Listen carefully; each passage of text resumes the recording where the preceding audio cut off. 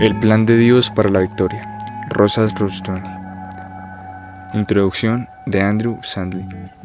Nadie en la era moderna ha estado más identificado en obra y vida con el posmilenialismo que Rosas John Rushdoony.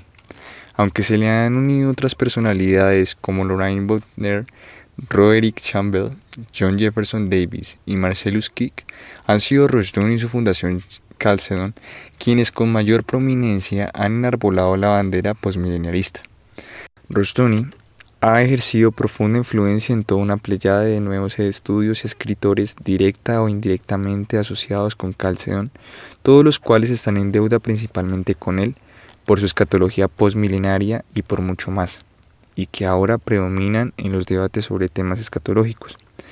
A pesar de su nombre, el posmilenialismo no es principalmente acerca de la relación exacta del reino de Dios con el milenio de Revelaciones 20.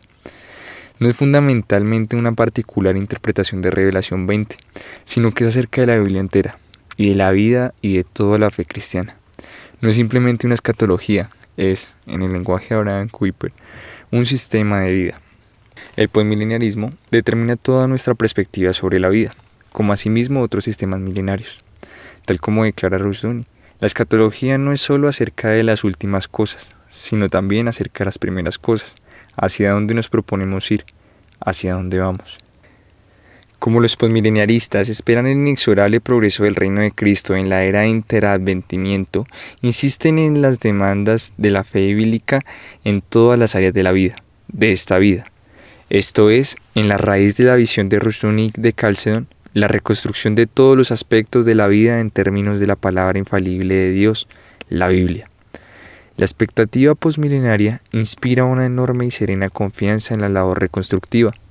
En mi ensayo en honor a Rushdoony, A Comprehensive Fight, decía yo que es vital comprender que su posmilenialismo va un paso más allá del posmilenialismo clásico del puritanismo norteamericano y del movimiento misionero del siglo XIX. Rushdoony vincula su visión posmilenaria directamente con el dominionismo y la ley. Primero, el dominio divino es la labor explícita de los cristianos en su residencia terrenal. Segundo, la ley bíblica es el medio para este dominio. La relación de estas dos esferas con la visión posmilenaria era menos explícita en sus versiones históricas anteriores. Ahora, la causa posmilenaria retoña y decaen las derrotistas causas del dispensacionalismo y del amilenialismo, lo cual refuerza el progreso del reino de Cristo, y el crédito nos lleva a Rosas John Rushdoony, God's Plan for Victory, publicado por primera vez hace 20 años. Es un trabajo seminal en el renacimiento del posmilenialismo de hoy, y más permanente hoy día que cuando se escribió originalmente. Prefacio de 1997, R.J. Rushdoony. Esta obra, El plan de Dios para la victoria, se publicó por primera vez en 1977 y rápidamente vendió 2 masivas ediciones. La falta de reimpresión adicional se debió a negligencia de mi parte y a una esperanza de expandirla. La escatología es la doctrina de las últimas cosas y también de las primeras, porque tiene que ver con la meta de la historia, y forzosamente las metas determinan la acción presente. Las personas no nos motivamos para la acción a menos que conozcamos el propósito de nuestra acción. Nos motivan las metas específicas. Si creemos que la meta principal y final de la vida cristiana es el cielo, la salvación de nuestras almas, seremos indiferentes ante la historia y el mundo que nos rodea.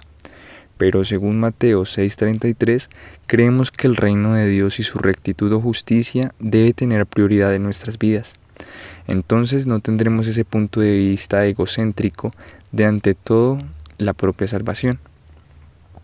Nuestra salvación personal no es el centro y meta del Evangelio, sino el punto de partida. La meta es el reino de Dios, su propósito para la humanidad y el mundo.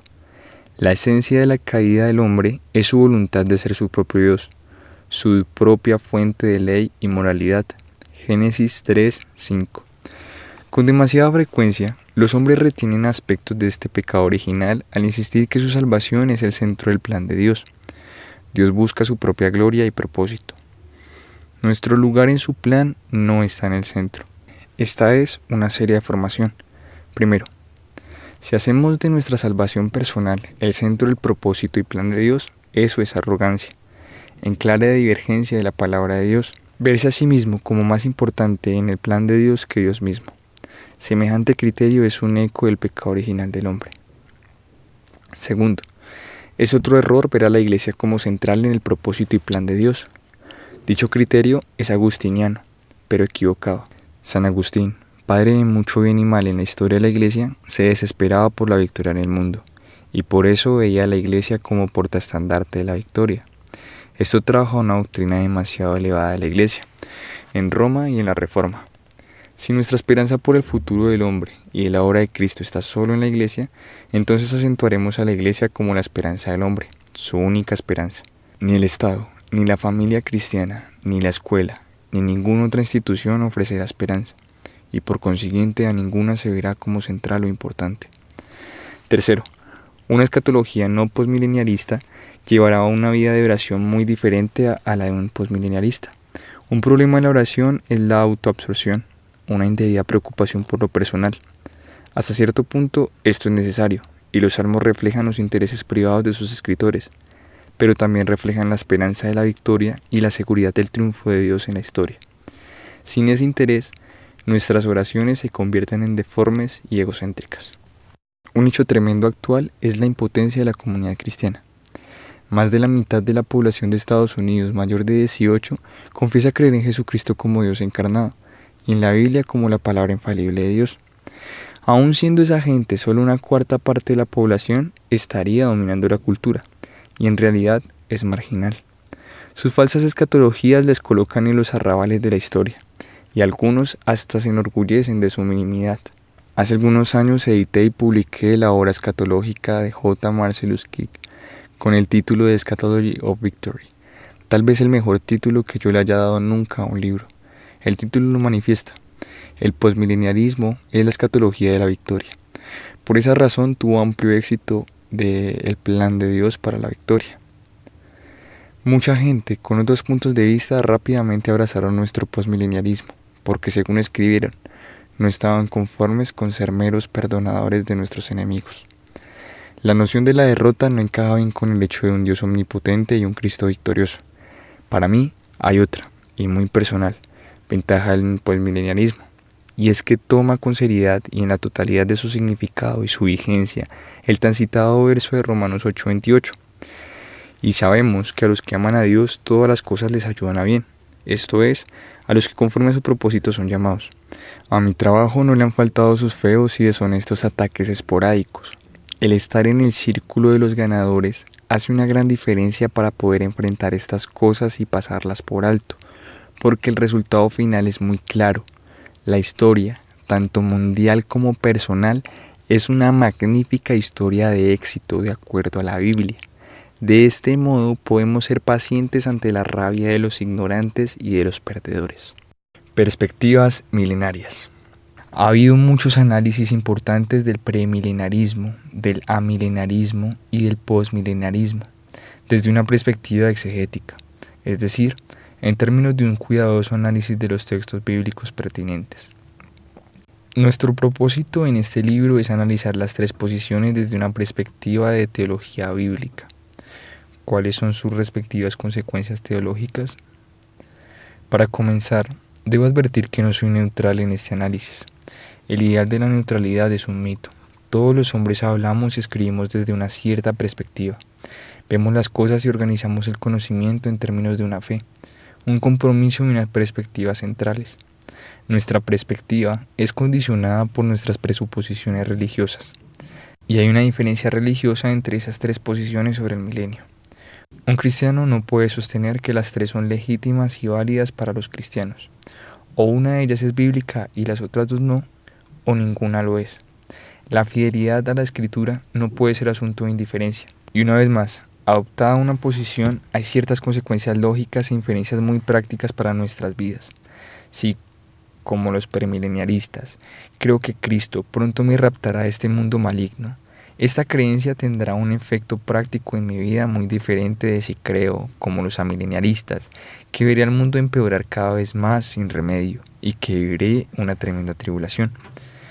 En cambio, si, como los posmileniaristas, creo que el mundo verá el triunfo progresivo del pueblo de Cristo hasta que todo el mundo acepte el cristianismo y haya una era gloriosa material y espiritualmente, me motivaré en forma muy distinta al creyente premileniarista y amileniarista. Estas distintas doctrinas escatológicas no son indiferentes, hacen una diferencia muy grande en cómo contemplamos el mundo y nuestra labor y futuro en el mismo.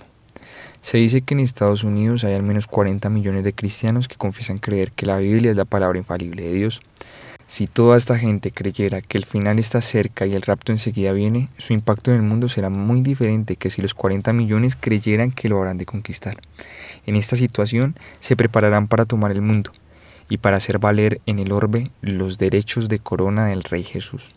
El contraste es aún mayor cuando consideramos las promesas de Isaías sobre un mundo futuro relativamente libre del crimen, en paz y gente con larga esperanza de vida. Y reconocemos que estamos llamados a proclamar el poder de salvación de Jesucristo a todos los hombres y preparar nuestros corazones, vidas y comunidades para su reino dentro y a través de nosotros. Entonces, el ímpetu para la acción cristiana es muy grande. La clase de fe que tenemos rige la totalidad de nuestras vidas y perspectivas. Según cómo consideramos a Dios y a Cristo, nos consideramos nosotros mismos y a nuestra vocación, y vemos el final de los tiempos.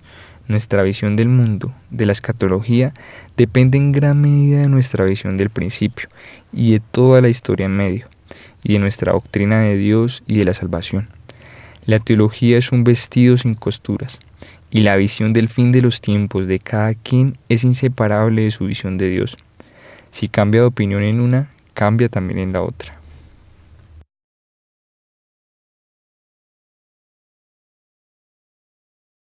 La perspectiva premileniarista. Examinemos las diversas perspectivas comenzando por el premileniarismo dispensacionalista. Casi todos los premileniaristas son dispensacionalistas. Esta visión se hizo prominente gracias a los hermanos de Plymouth en Inglaterra, bajo el liderazgo del reverendo John Darby, 1830. Y tuvo su mayor influencia por la Biblia de referencias Scofield. La Biblia de referencias Scofield ofrece introducciones, encabezamientos y extensas notas que interpretan toda la escritura en clave premileniar y dispensacionalista. Scofield sostenía que hay 7 dispensaciones, o eras de la historia, en las cuales Dios dispensó una revelación y un trato o modo de vida particular para cada una, y así el valor de las escrituras en cada era es para cada era, que son: primero, Adán y Eva hasta su caída, la era de la inocencia. Segunda, de la conciencia, desde la caída al diluvio. La tercera, la del gobierno humano, o la de Noé, desde el diluvio hasta el llamado de Abraham. Cuarta, es la era de la promesa, desde el llamado a Abraham hasta el dictado de la ley a Moisés en el Sinaí. Quinto, es la de la ley, y comprende hasta la mayor parte del ministerio público de Jesucristo. Sexta, es la de la gracia, desde los últimos días del ministerio de Cristo hasta la segunda venida para el rapto de los santos. Algunas formas de premileniarismo consideran más de una venida. Séptima, es la del reino, el milenio, un lapso de 1000 años en el cual Cristo reinará en la tierra. Pero otros dispensacionalistas tienen otras ideas. Blackstone, en Jesús viene, también describe 7 dispensaciones: inocencia, libertad, gobierno, peregrinaje, Israel, misterio y manifestación. Otros autores no están de acuerdo ni siquiera en el número de dispensaciones. Algunos tienen 4, otros hasta 8. Es indicativo que haya diferencia de opiniones acerca de algo que debería ser obvio, es decir, distintos planes de salvación. En la Escritura no hay ninguna dispensación así señalada. Ellos afirman que estas dispensaciones son tratos totalmente diferentes de Dios con los hombres, y que ciertas secciones de la Escritura son esencialmente válidas y aplicables solo para una determinada era de la historia.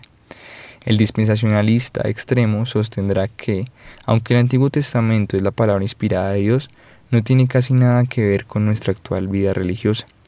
Solamente algunos tipos y símbolos son relevantes. Así que el predicador premileniarista dice rebuscar en el Antiguo Testamento ciertas espigas para nuestro tiempo, pero lo principal desaparece en cuanto a aplicabilidad.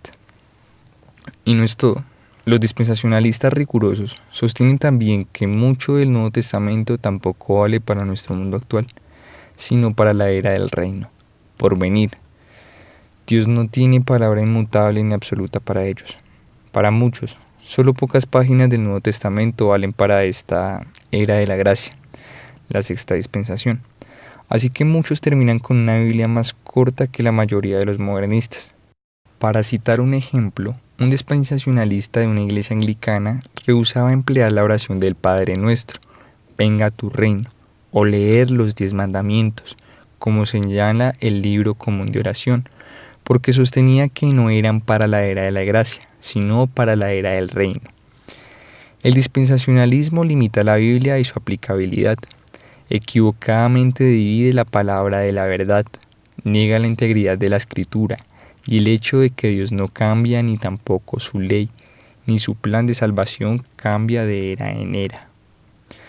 Muchos dispensacionalistas, al predicar del Antiguo Testamento desde Moisés y Éxodo hasta Deuteronomio, evitan mostrar las exigencias de la ley, pero pasan horas y capítulos detenidos en el supuesto simbolismo de los colores del mobiliario del tabernáculo.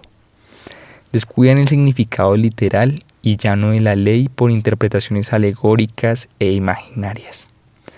En las escrituras no leen el significado que sacan, sino el que ponen.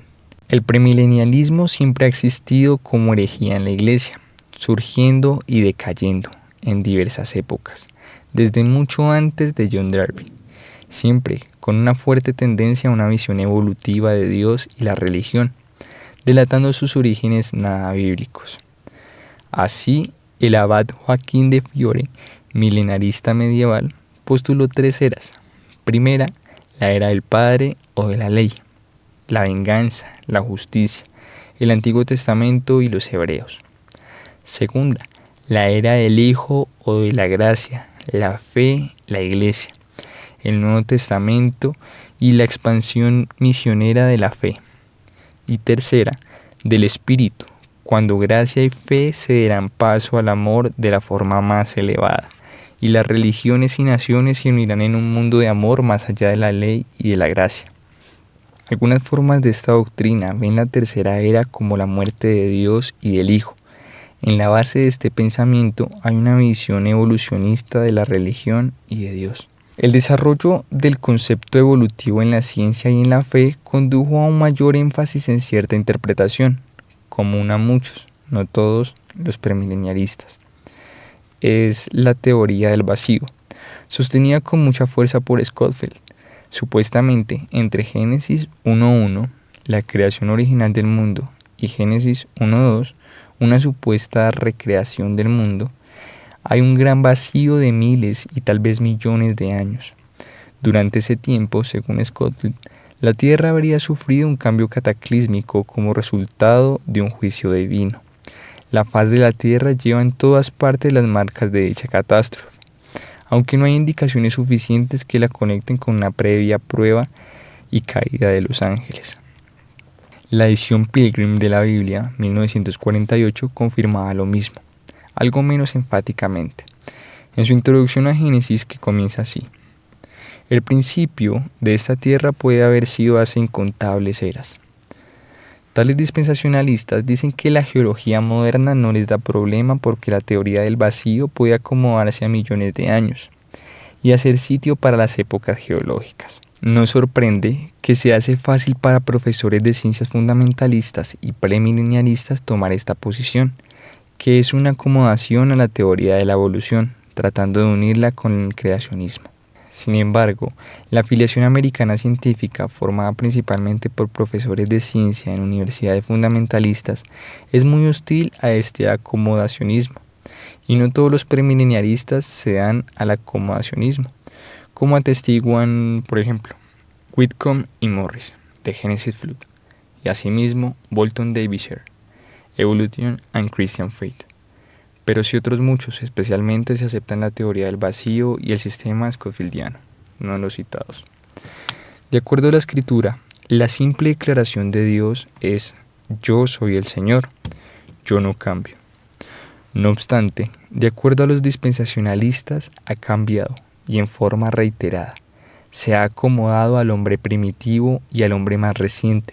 Ha tenido diversos planes de salvación y una revelación cambiante.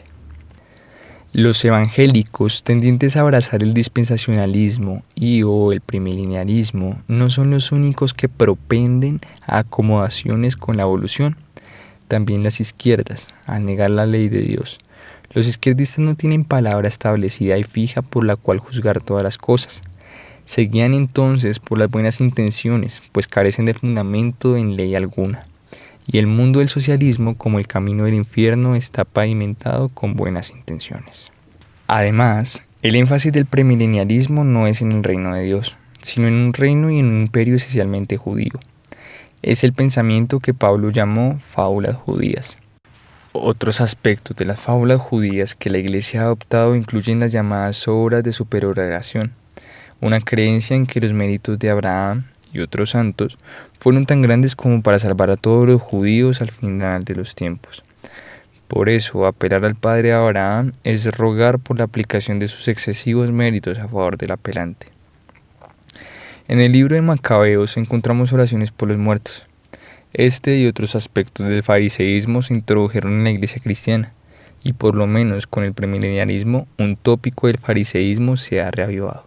Los premileniaristas no dispensacionalistas rompen con el sistema scofieldiano, pero aún así todavía son dispensacionalistas implícitos o latentes, porque dividen la historia en términos de segunda venida, rapto, reino de 1000 años de Cristo como rey judío de toda la tierra y luego fin del mundo, y porque postulan un tipo diferente de palabra y de ley de una era a otra.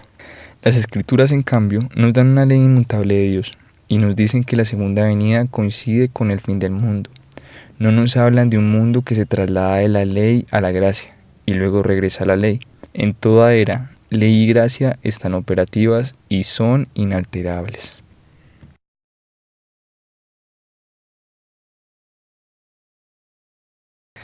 La perspectiva amilenarista. En teoría, el amilenarismo ve un desarrollo paralelo del bien y del mal del reino de Dios y del reino de Satanás, pero el área de mayor crecimiento y poder parece verse en el segundo. El mundo se ve como tendiendo progresivamente y en declive hacia Satanás. Los juicios y tribulaciones de la iglesia van en aumento, y el fin del mundo está encontrando a la iglesia solitaria y gravemente destruida. En la historia no hay tal cosa como un milenio para el triunfo de Cristo y su reino. El papel de los santos, en el mejor de los casos, es sonreír y resignarse, y más probablemente el de víctimas y mártires. En este punto de vista pesimista, el mundo va de mal en peor y así seguirá.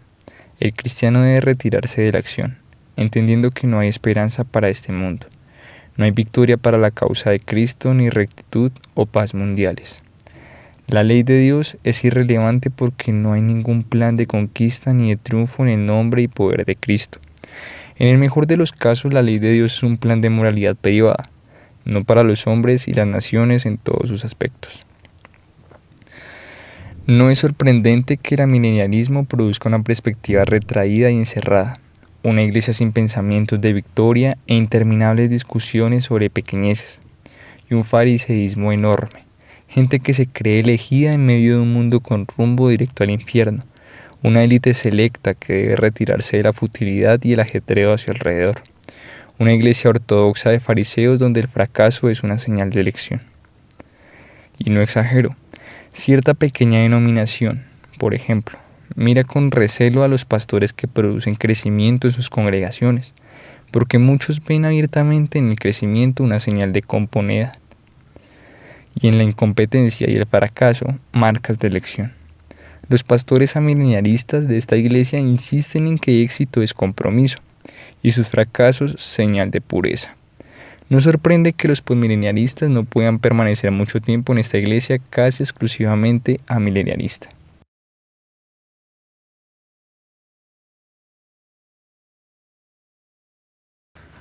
Algunos rasgos comunes a estas dos perspectivas. Veamos algunas características comunes al amilenialismo y al premilenialismo. Primero, ambos ven los intentos de construir una sociedad cristiana o fomentar la reconstrucción cristiana como futiles o equivocados. Y si Dios ha decretado que el futuro del mundo es una espiral descendente, claro que la reconstrucción cristiana es inútil. No se pule el cobre de un barco que se hunde. Como declaró a principios de los 50 el famoso pastor premilenialista y predicador radical J. Vernon McGee, si el mundo es un barco que se hunde, son en realidad inútiles los esfuerzos para eliminar la prostitución, el crimen o cualquier otra clase del mal social. Y van a las esperanzas de la conquista cristiana del orden social. Nótese que tales opiniones premileniaristas se unieron al unitarismo a principios del siglo XIX, para reemplazar las escuelas cristianas con escuelas estatales, para retirar a la Iglesia a su programa minimalista, los avivamientos. Esto apunta hacia un segundo aspecto común. La tarea cristiana se limita a salvar almas, a rescatar tizones del fuego eterno. A las Escrituras se les despoja de su mensaje completo y se les reduce a un mero manual de salvación de almas. Se aparta todo lo relativo a la ley de Dios respecto a crimen, uso de tierras, dinero, pesos, propiedad, dieta, gobierno civil, etc., para concentrarse solo en salvar almas. Si estos grupos inician escuelas cristianas, por ejemplo, con alta frecuencia, su propósito esencial es la salvación de las almas. Claro que la conversión es importante, pero también lo es el alfabeto, y sin embargo no aprendemos el alfabeto para pasar nuestras vidas concentrados en el abecedario, sino para leer, aprender y seguir creciendo. La conversión es el alfabeto de la fe cristiana, por donde se nos abre todo el mundo del llamado de Dios y de su ley. ¿Hemos aprendido a leer si no vamos más allá del alfabeto y su repetición? ¿Estamos convertidos si no vamos más allá de la experiencia de conversión? Y de no ser así, entonces ¿es real esa experiencia de conversión? La vida significa crecimiento, no parálisis. Y la verdadera conversión es el principio de la vida y del crecimiento cristianos. Tercero, premileniaristas y amileniaristas no ponen atención al mandato cultural de la creación, y con líderes como el reverendo Karl McCreen, el premileniarismo cae en la herejía de negarlo. Pero nuestro Señor dijo: negociad entre tanto que vengo. Lucas 10:13. ¿Para qué Dios creó al hombre? Para ejercer dominio sobre la tierra y para dominar todas las cosas en términos de su palabra ley. ¿Y para qué Jesucristo como último Adán restaura al hombre? Para este mismo mandato, con la bendita seguridad de que nuestro trabajo en el Señor no es en vano. 1 Corintios 15:58. El llamado y deber del cristiano es ejercer los derechos de la corona del Rey Jesús en todas las áreas de la vida. En el papel, el amileniarismo presta adhesión al mandato de la creación, pero es solo una tradición procedente de su ascendencia reformada. La adhesión es puramente formal y sin sentido porque el amileniarismo ha afirmado la certeza del ocaso y la derrota, y por eso no puede hacer valer un eficaz llamado al dominio. Cuarto, ambos son en diversos grados antinominianos, pasan por encima de la ley o la reducen a simple moralidad personal. No ven la aplicación de la ley de Dios como modo de santificación, ni como ley de los hombres y las naciones. No reconocen la ley como el plan de Dios para el dominio, gobierno y autoridad divina en todas las áreas de la vida. Esta actitud antiley garantiza la impotencia y la derrota a todas las iglesias que la sostienen. Pueden desarrollarse y aún prosperar como conventos o lugares de retiro del mundo, pero nunca como un ejército conquistador para victoria de Dios. Quinto, maniqueísmo implícito. El mundo material se rinde a Satanás y el espiritual se reserva a Dios. Una respuesta de los premileniaristas y amileniaristas a nuestro informe Calcedón es enviarme su literatura a montones para convertirme y escribir, a veces anónimamente, sobre lo terrible que es animar a la gente a la reconstrucción cristiana. Algunos declaran atrevidamente que el mundo le pertenece a Satanás y son vehementes en su hostilidad ante cualquier desafío a esta idea. Caen así en una forma de satanismo, atribuyendo a Satanás el dominio de este mundo y todo lo que contiene. Esto no es cristianismo, es maniqueísmo, es más que herejía, es apostasía. Sexto, como el mundo se rinde al diablo, la Iglesia pasa de ser A, una agencia salvadora de almas solamente, y B, un convento, un retiro del horrible mundo que nos rodea. Desde antiguo, los protestantes han criticado la idea del monacato conventual, pero bajo la influencia de estos dos criterios mileniaristas, el protestantismo ha convertido a toda la Iglesia en un convento, excepto en la cuestión del celibato. Se convoca al cristiano a abandonar el mundo y a buscar refugio en la iglesia. No se le dice nada del reino y su restablecimiento, ni el gobierno de Dios en todas las áreas de la vida, el pensamiento y la acción. Séptimo, estos criterios se sostienen, como ya vimos, en una ruptura fundamental de las Escrituras. Proceden de una previa desunión en la palabra de Dios. Cuando Adán cayó, se derrotó a Dios en su plan de dominio a través del hombre. Ahora bien, Cristo restauró al hombre, pero no para una vida conventual, sino de dominio. Según los premileniaristas, pasajes como Isaías 2, 1 al 5, por ejemplo, son para la era del reino, e inaplicables a la acción cristiana de hoy. Y los amileniaristas los espiritualizan hasta vaciarlos de sentido. La perspectiva posmileniarista. Vamos ahora al posmileniarismo. Definitivamente ve la salvación como victoria y como salud, tanto en el tiempo como en la eternidad. Por ende, ve una responsabilidad en el hombre de Dios que llega a todas las esferas de la vida. El posmileniarismo sostiene que las profecías de Isaías y de toda la escritura se cumplirán. Las escrituras no están divididas, no se han hecho inaplicables a la historia. Habrá victoria sobre Satanás, tal y como se declara en Génesis 3:15, Romanos 16:20, Apocalipsis 12:9, y como se proclama en toda la escritura y en Génesis 13, Génesis 28:14, Romanos 4:13, todas las familias de la tierra serán bendecidas. Se convertirán los pueblos de todas las lenguas, tribus y naciones, y la palabra de Dios prevalecerá, y gobernará en todas partes de la tierra, pero hay necesidad de acción, aunque con seguridad de victoria. En su mayor parte, los credos históricos de la Iglesia han sido posmilenarios. Por ejemplo, la Confesión de Fe de Westminster, capítulo 8, sección 8. A todos para quienes Cristo ha comprado redención cierta y eficazmente, les comunica y aplica la misma, intercediendo por ellos y revelándoles en y por medio de su palabra los misterios de la salvación, persuadiéndoles eficazmente mediante su Espíritu. Les convence para que crean y obedezcan, y mediante su palabra y Espíritu gobierne sus corazones. Vence a todos sus enemigos con su gran poder y sabiduría, valiéndose de las formas y maneras que son más propias a su maravillosa e impenetrable dispensación. El Catecismo Mayor da un énfasis similar. Pregunta 54. ¿Cómo ha sido Cristo exaltado en sentarse a la diestra de Dios? Respuesta. Cristo ha sido exaltado en sentarse a la diestra de Dios, en que como Dios hombre fue elevado al más alto favor con Dios el Padre, con toda la plenitud de gozo, gloria y poder sobre todas las cosas en el cielo y en la tierra, en reunir y defender a su iglesia, y someter a sus enemigos, en enriquecer a su pueblo y a sus ministros con gracia y dones, y en interceder por ellos. Pregunta 191. ¿Qué pedimos en la segunda petición? Respuesta.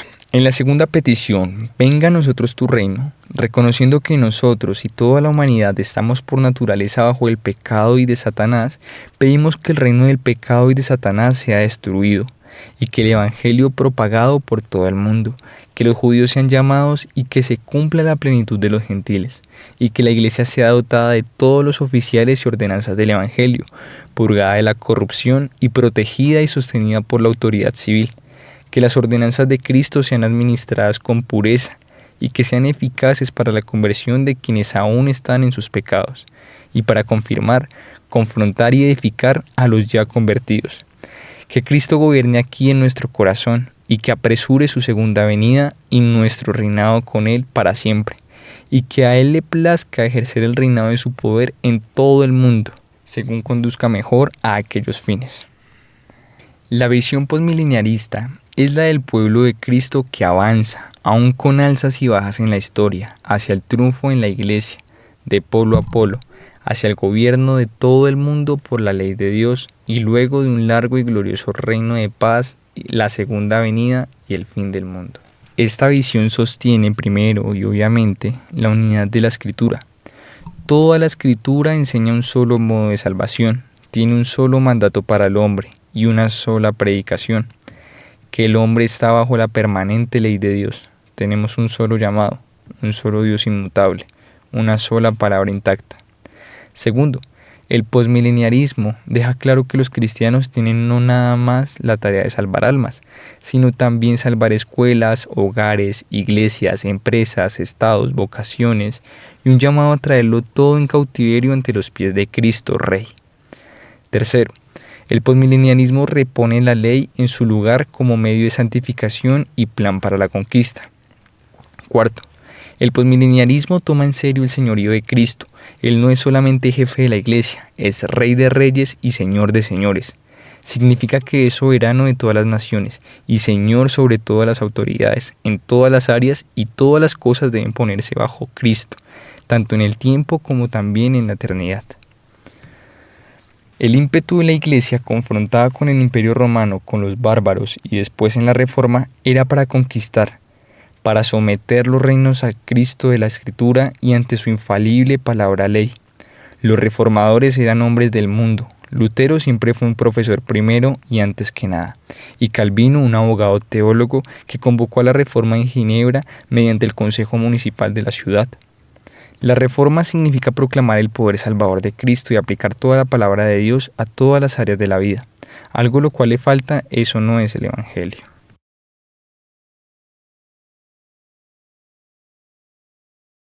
Vitalidad en la fe cristiana. Un estudio sobre la esperanza de vida en pacientes hospitalarios llegó a la conclusión de que hay una fuerte correlación entre esperanza de vida y pensamiento orientado hacia el futuro. Una persona cuya mente considera actividades para un año futuro tiene más probabilidades de vida que otra cuyo pensamiento gira solo en torno a la rutina diaria del hospital. Como regla, personas sin un futuro en mente no tienen futuro. Esta conclusión no debería sorprender. Dios nos ha creado a su imagen, con una mente no encadenada al momento presente. Físicamente, el hombre sí está atado a la hora presente. No puede retroceder en el tiempo o ir a épocas pasadas, ni se puede trasladar al futuro con un repentino salto, salvando los años intermedios en un segundo. Para Dios Todopoderoso, en cambio, toda la historia está presente ante Él. Dios no está atado al tiempo porque Él es el creador del tiempo y de todas las cosas. Antes de la creación del mundo, ordenó y decretó todas las cosas que pasarían. Así que el principio y el fin de la creación y el intermedio están siempre totalmente ante Él. Dios está más allá de la historia, pero ni un segundo, ni un pelo de toda la historia está nunca más allá de Él, o fuera de su gobierno y visión. Él es el Señor Todopoderoso. El hombre creado a imagen de Dios tiene intelectualmente esta misma capacidad a nivel creatural. Cuando su pensamiento y visión están gobernados por Dios y su palabra, puede ver el principio y el fin, aunque como en un cristal oscurecido. Aún sin fe en Dios, el hombre piensa y planifica, estudia historia y se estudia a sí mismo, y en tal sentido no está encadenado al momento. Aunque sin fe en Dios, el hombre pierde el significado del momento, así como también del pasado y del futuro, y por ello tiende a retirarse del tiempo y de la historia, hacia un mundo convento que no existe, y por eso significa que se retira hacia la muerte. Ellenberg ha escrito: eso que llamamos sentido de la vida no se puede comprender independientemente del sentido subjetivo del tiempo. Las distorsiones en el sentido del tiempo forzosamente resultan en distorsiones en el sentido de la vida. Normalmente miramos al futuro no solo por sí mismo, sino también para compensar y corregir el pasado y el presente. Contamos con el futuro para pagar nuestras deudas, lograr éxito, disfrutar de la vida, convertirnos en buenos cristianos. Pero cuando el futuro se hace vacío, como en los maniáticos y ciertos psicópatas, la vida es como un bingo perpetuo y solo se considera la ventaja del minuto actual. Y cuando el futuro se hace inaccesible o se obstruye, como en los deprimidos, desaparece la esperanza y la vida pierde sentido. Una fe orientada hacia el futuro comprende una perspectiva con plan para corregir los errores pasados en la acción futura y construir un futuro sin esos errores o pecados. En tanto una sociedad carece de esta orientación futura, no solo se estanca, sino que carece de vitalidad para corregir y reconstruir. Eugen Minkowski discute, por ejemplo, un caso de depresión esquizofrénica y dice del paciente: no tiene acción ni deseo que surgiendo del presente se extienda hacia el futuro y enmarque sus días, todos sombríos y similares. Cada día tiene para él una insólita independencia, sin percepción de continuidad. Cada día su vida comienza de nuevo, como una isla solitaria en medio del mar gris del tiempo que pasa. Lo que ha hecho, vivido y hablado antes ya no desempeña el mismo papel, porque no tiene ya ningún deseo de seguir adelante. Todos los días son vividos con exasperante monotonía, las mismas palabras, las mismas quejas. Este ser ha perdido el necesario sentido de continuidad. Así es la marcha del tiempo para él. Y el cuadro está todavía incompleto. Le falta un elemento esencial, que el futuro percibido es obstruido por la certidumbre de un evento destructivo y aterrador. Certidumbre que domina la perspectiva completa del paciente y todas sus energías enteras se hallan atadas a este inevitable evento. Fin de la cita. Lo mismo con gente que no es esquizoide. En 1972, no pocas personas me informaron de su preocupación por amigos y parientes carentes de fe que leyeron Nadie se atreve a llamarlo conspiración, de Gary Allen en 1972, y que llegaron a una terrible conclusión, que al mundo le espera una espantosa y masiva confiscación de las propiedades por parte de semi-omnipotentes y míticos gobernantes mundiales, y en estas personas se debilitaron sus capacidades de trabajo y funcionamiento. A veces su reacción se volvía suicida y vivían una vida mínima de temor y terror. La esperanza premilenialista no es igual, aunque tiene su evento aterrador, la gran tribulación, y su esperanza, el rapto. Algunos premilenialistas sostienen que la iglesia será raptada antes de la tribulación, otros durante y otros después. Y el rapto es un evento bendito, una entrada al cielo. Pero esta esperanza es personal, no social. El mundo entero se ve como un curso inútil, sin esperanza de acción social ni reconstrucción cristiana. Lo que hay es una orientación puramente ultramundana y un desprecio de la historia y del tiempo. El amilenialismo, por su lado, no tiene rapto, pero ve la historia en un deterioro continuo e ininterrumpido hasta el final. Y como resultado no es sorprendente que haya creado iglesias que marchan hacia el ocaso y la parálisis. Amilenialismo, premilenialismo, tienen entonces el mismo impacto social que la depresión esquizofrénica. Producen un futuro bloqueado, sin esperanza respecto a la historia y el tiempo, pero sí tienen una esperanza con respecto a la eternidad. No obstante, tenemos el derecho de preguntar a muchos de ellos cuán válida es su esperanza, puesto que nuestro Señor declara enfáticamente que la prueba de fe es muy práctica. Los hombres dan buenos frutos aquí y ahora. Mateo 7:15, 20. El fruto apacible de justicia. Hebreos 12:11. Es simplemente resultado de la disciplina de Dios a sus hijos, para limpiarles de infructuosidad y conducirles a la justicia, y significa resultados aquí y ahora. La noche viene cuando nadie puede trabajar. Juan 9:4. Si los cristianos tienen un futuro bloqueado, entonces el mundo está de miedo, pues son los cristianos la luz del mundo y la sal de la tierra. Mateo 5:13-15. Diversos historiadores últimamente han observado el impacto de la escatología sobre el hombre. Por ejemplo, Gary North ha escrito: los puritanos de la primera generación estaban motivados por una visión postmilenialista de la victoria terrenal. Iban a reformar el mundo mediante la predicación y la reconstrucción divina. Pero hacia 1660, un pesimismo radical había sustituido al optimismo escatológico. La nueva generación no se había convertido según los requisitos carismáticos de la experiencia cristiana. Un rey hostil estaba de regreso en el trono de Inglaterra. La Santa Comunidad parecía colapsar, y parecía que los cánones heredados de la economía medieval eran inaplicables. Nadie sabía cómo manejar crisis económicas, movilidad social ascendente, ni leyes del mercado tales como la de pérdidas y ganancias. Se afianzó una especie de antinomianismo social, predicando los pastores sermones generalizadores contra los pecados, pero sin especificar cuáles, evitando ofrecer alternativas concretas al esquema medieval que se desplomaba. El pesimismo escatológico se combinó con el antinomianismo social para producir una puritana mojigatería, marcada con mayor dramatismo en los martyrs, premilenialistas, emotivos y derrotados en política. Increase y Compton Matter regresaron a predicar la salvación individual y la creación de sociedades voluntarias de autoayuda. B. Franklin aprendió de Compton Matter la importancia de hacer el bien, pero no comprendió la teología con la que contaba Compton al hacer el bien humano. Fin de la cita. Un posmilenialismo renovado fue una fuerza central que condujo a las colonias a resistir contra las usurpaciones de poder por el Parlamento inglés. Jonathan Edwards sostenía que la gloria moderna probablemente comience en los Estados Unidos. Él escribió: es conforme a la manera de Dios que cuando hace un trabajo glorioso en el mundo para introducir un estado nuevo y más excelente para su iglesia, comienza donde aún no se han echado cimientos, para que su poder sea más conspicuo, para que el trabajo pueda verse como enteramente de Dios y ser más evidentemente una creación de la nada. Según Oseas 1:10. Y en el lugar donde les fue dicho, vosotros no sois pueblo mío, les será dicho, hijos sois del Dios viviente.